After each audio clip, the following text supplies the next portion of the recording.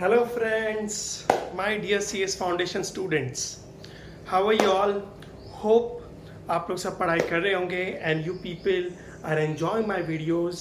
वैसे enjoyment के लिए तो कुछ भी नहीं है, but hope I have made my videos ठीक है in such a way which have made your work very easy and useful videos. ठीक है, आज हम क्या पढ़ने वाले हैं मैंने ऑलरेडी बोर्ड पे लिख के रखा है ना. Today our topic is redemption of preference shares. यार बहुत सिंपल टॉपिक है, थोड़ा अनइम्पॉर्टेंट टॉपिक भी है. वाई बिकॉज इसमें पढ़ने के लिए ज़्यादा कुछ है नहीं. सेकेंड थिंग, इसका मैक्सिमम वेटेज 2 मार्क्स है. तो यार 2 मार्क्स में क्या क्या पढ़ना चाहिए बराबर ना. तो आपको रिडम्पशन ऑफ प्रेफरेंस शेयर्स में ओनली 6 पॉइंट्स पढ़ने हैं and that too theory. There is no calculations in it.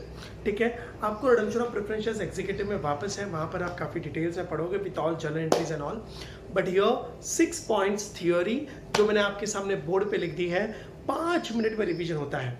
But sorry, मैं आपको रिवीजन नहीं करवा रहा, मैं आपको टॉपिक समझा नहीं रहा, मैं सिर्फ आपको वो पॉइंट्स दे रहा हूँ, वो नोट्स दे रहा हूँ जो आपके एग्जाम में 99.99% आएंगे बराबर. हर वीडियो में कहता हूँ इस उम्मीद से कि कोई तो होगा जो मेरा शायद ये वीडियो पहली बार देख रहा है and if you like this video he can go with other important topics which I have recorded. चलो स्टार्ट करते हैं. इसमें मुझे सिर्फ 15 to 20 मिनट्स लगेंगे. उसके बाद कंपनी अकाउंट्स के एक और सबसे ज़्यादा इंपॉर्टेंट चैप्टर तैयार करेंगे. चलो विल स्टार्ट. गाइज, मैंने यहाँ पर 6 पॉइंट्स ऑलरेडी लिख के रखे हैं. ठीक है, you can take a screenshot. I am not giving any notes over here. हाँ, बट सम्स वगैरह हैं जो आप लोग डिस्क्रिप्शन से नोट्स डाउनलोड कर सकते हैं. ओके, नाउ स्टार्ट करता हूँ. Guys, redemption of preference shares. सबसे पहली चीज तो रिडम्पशन का मतलब ही क्या है, you people know very well.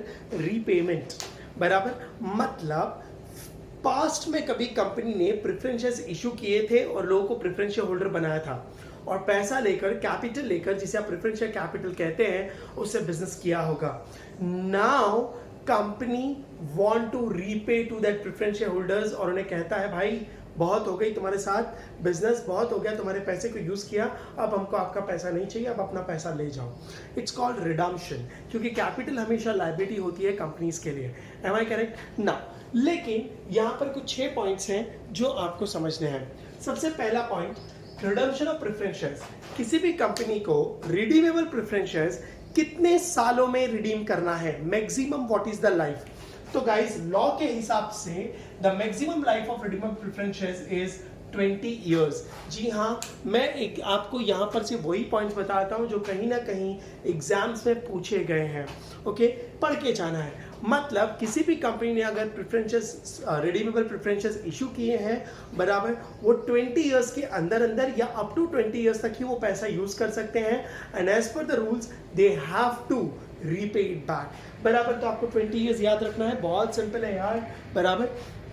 अच्छा, only dash preferences can be redeem. अब देखो, रिडम्पशन से रिलेटेड ना कुछ रूल्स हैं. There are 2 rules which is related to redemption. ऐसे तो बहुत सारे रूल्स हैं, लेकिन जो आपके अकाउंट से रिलेटेड, सिलेबस से रिलेटेड है, मैं खाली उतने बता रहा हूँ बराबर. लॉ ये कहता है जो भी प्रेफरेंसेस कंपनी रीपे करने वाली है, जिन प्रेफरेंसेस का पैसा लौटाने वाली है, वो पार्टली पेड होने चाहिए कि फुल्ली पेड होने चाहिए. तो रूल्स कहता है कि रिडम्पशन होने के लिए preference shares should be fully paid बराबर. रिडम्पशन होने के लिए preference shares shall be fully paid. तो सुनो, only fully paid preference shares can be redeemed friends. Only fully paid preference shares can be redeemed. Hope you understood this ना. ठीक है, तो सेकंड पॉइंट आपको समझ गया होगा. फुल्ली पेड याद रखना है. ऑप्शन में फुल्ली पेड और पार्टली पेड दोनों आएगा, but be careful, only fully paid preference shares can be redeemed. Okay, चलो आगे बढ़ता हूँ. Redemption can be done out of, ओ हो. सुनो, आपने एक इक्वेशन पढ़ा होगा. लॉ ये कहता है कि देखो यहाँ पर एक छोटी सी प्रॉब्लम है. ठीक है, there are so many other things, लेकिन मैं आपको एक एंगल से समझाता हूँ.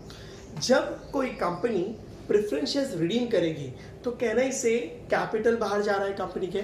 इसका मतलब क्या हो रहा है, देखो पैसा जा रहा है, पैसे का टेंशन नहीं है, कंपनी के पास पैसा बहुत है बराबर, बट ओनरशिप कम हो रही है. हाँ कि ना. और जब ओनरशिप कम होती है ना तो फ्रेंड्स, तो automatically the liability, loan and outsiders का शेयर बढ़ता है. Which makes company bit risky. Agree करते हो? तो हमको रिस्क नहीं चाहिए, तो ओनरशिप कम नहीं होने चाहिए, तो ओनरशिप को मेंटेन करने के लिए ये रूल बनाया गया। अब आपने ये चीज़ पढ़ी है ना, लॉ ये कहता है कि कोई भी अपने प्रेफरेंसेस को रिडीम करता है तो पहले दो चीज़ों को सेटिस्फाई करेगा, वो ओनरशिप को मेंटेन रखेगा। अब वो ओनरशिप को मेंटेन रखेगा कैसे?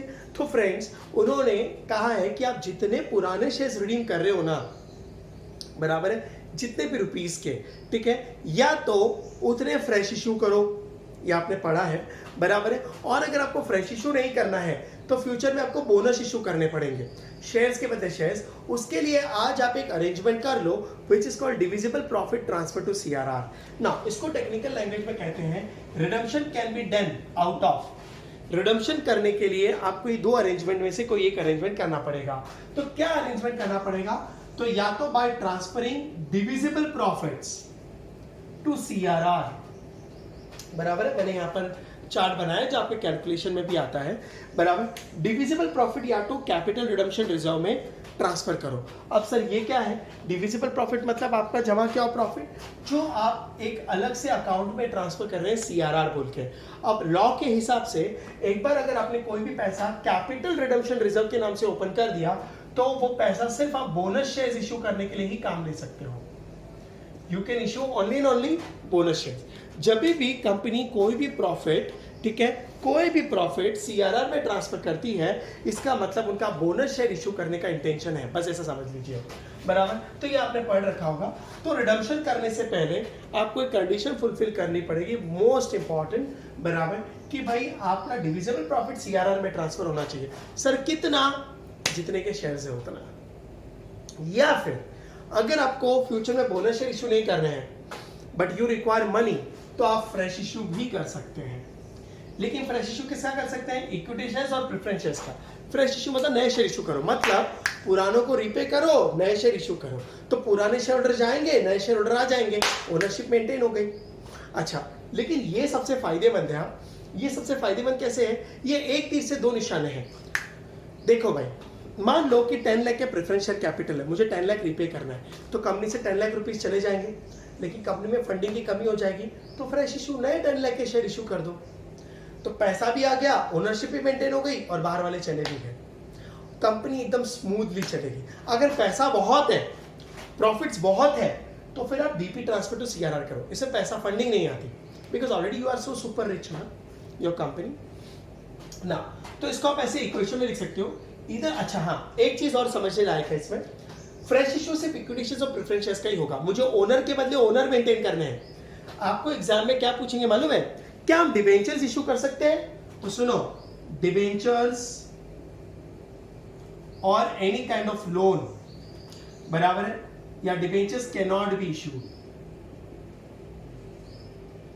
For redemption of preference shares. चूंकि डिबेंचर्स इज अ लोन, हाँ कि ना, तो मुझे ओनर के बदले ओनर मेंटेन करने। अगर तुम ओनर के बदले डिबेंचर इशू करोगे तो लोअर लोन इंक्रीज हो जाएगा।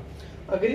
तो debentures can not be issue, owner के बदले ओनर। तो मालूम है, इन दोनों रूल्स को बना के ये इक्वेशन बन गया ना। This kind of equation twice has been came up in your exam, बराबर। वो आपको फेस वैल्यू क्वेश्चन में देंगे गिवन, और इन दोनों में से एक फिगर क्वेश्चन में दिया होगा। बहुत सिंपल, मान लो कि फ्रेश इशू दिया है, बराबर, you have to fulfil this equation, okay. Fresh issue, जरा सुनना, out of this two any one figure will be given. तो अगर मान लो कि माय 5 लाख का preferences I have to redeem, it's a face value. हाँ, याद रखना, कभी कभी क्वेश्चन बोलेगा redemption is doing at done at premium, premium discount, इन सबको इग्नोर करो, डिस्काउंट तो वैसे भी नहीं हो सकता, बराबर है। You should not consider premium over here, you should consider only and only face value. Are you people getting? Okay ना, तो 5 लाख इज गिवन। अब मालूम है आपको क्या बोलेगी? Company want to redeem 5 lakh का प्रेफरेंस शेयर्स, बराबर है, and company decided to make a fresh issue of 2 lakh only. तो 2 लाख के आप नए शेयर इशू कर रहे हो, तो 5 लाख के ओनर जाने वाले हैं, 2 लाख के ओनर आ रहे हैं, और कितने ओनर चाहिए? 3 लाख के। तो आपको DP transfer to CRR 3 lakh करना पड़ेगा। तो दिस इज योर आंसर, ये ऑप्शन में आपको टिक मार्क करना। कितना सिंपल है।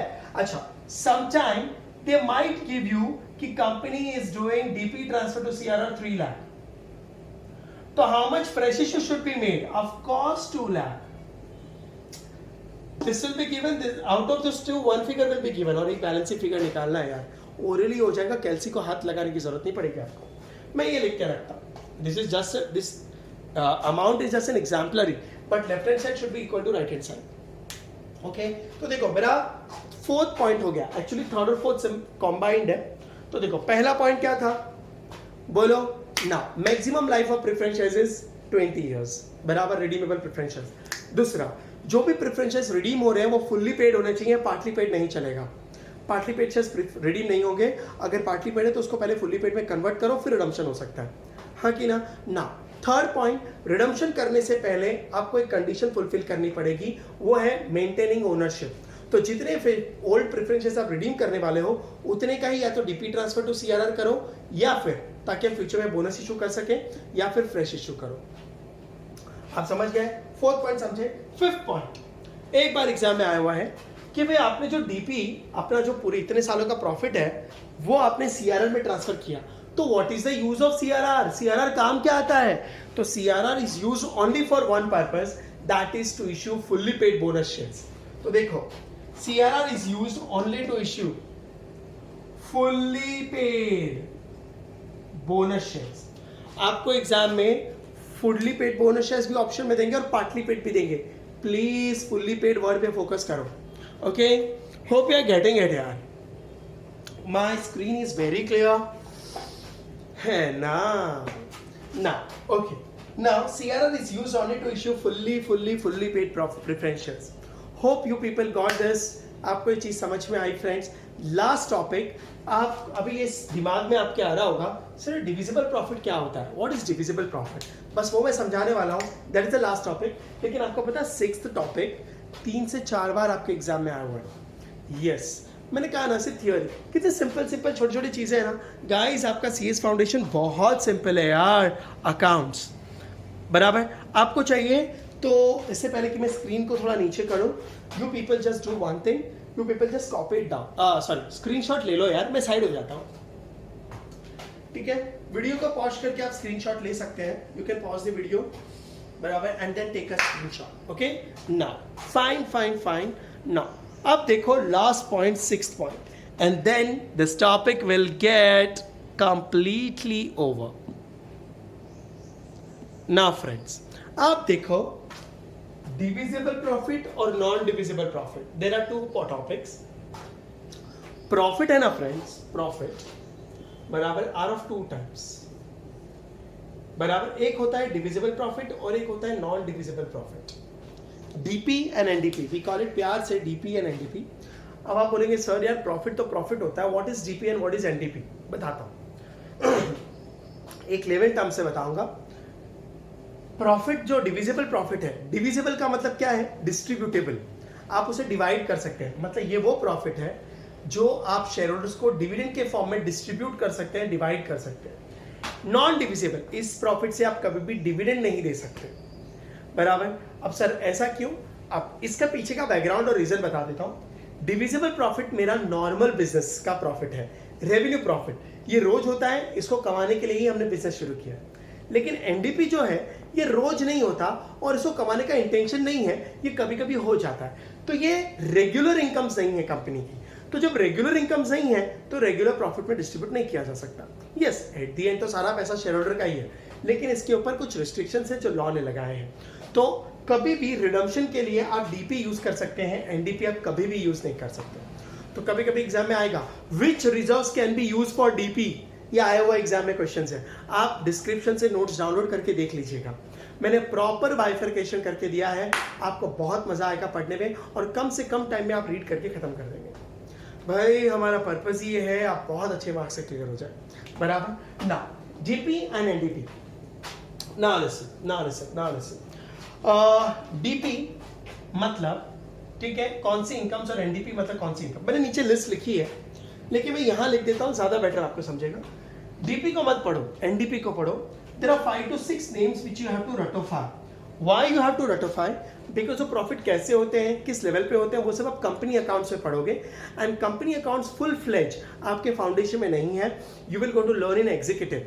Over there you will going to come to know the importance of these all profits. So you have to just remember the names, and आपने पढ़े भी होंगे. My intention is not here to detail explain everything. You just remember the names. Capital Redemption Reserve अभी भी पढ़ा, जो DP से बना है, तो एक्चुअली एनडीपी है, तो लॉजिकली हम डीपी को एनडीपी में ट्रांसफर कर रहे हैं, है ना. ना इसको कभी भी से बोनस शेयर इश्यू हो सकते हैं, अभी भी पढ़ा, मतलब डिविडेंड तो नहीं दे सकते, इसलिए एनडीपी है. Then security premium, security premium is an NDP. याद रखना सिक्योरिटी प्रीमियम भी से भी आप रिडम्पशन नहीं कर सकते, कोई भी एनडीपी रिडम्पशन के लिए काम नहीं आता. सिक्योरिटी प्रीमियम, शेयर प्रीमियम, बराबर है, आपने इश्यू शेयर से पढ़ा है, मैं रिकॉर्डिंग कर रहा हूं, बराबर है ना. आपने मेरे इश्यू शेयर की वीडियोस देखे होंगे, बहुत ही समराइज्ड, बराबर, और एकदम यूजफुल वीडियो. जिसको चैप्टर नहीं भी आता ना वो भी समझ जाएगा शॉर्टकट कैसे यूज करना है. सिक्योरिटी प्रीमियम के बाद capital reserve. Then after capital reserve,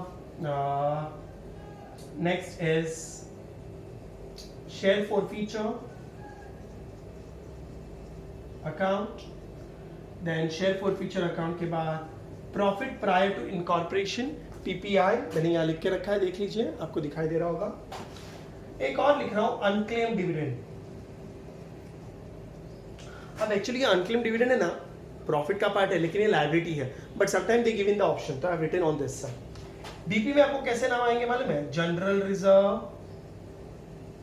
revenue reserve, dividend distribution reserve, general reserve, revenue reserve, dividend distribution reserve, बराबर. पीएनएल मतलब net profit, credit balance, credit balance मतलब नेट प्रॉफिट, डेबिट बैलेंस मतलब net loss होता है. ये सारी चीजें तो मैंने यहाँ लिख के रखा है.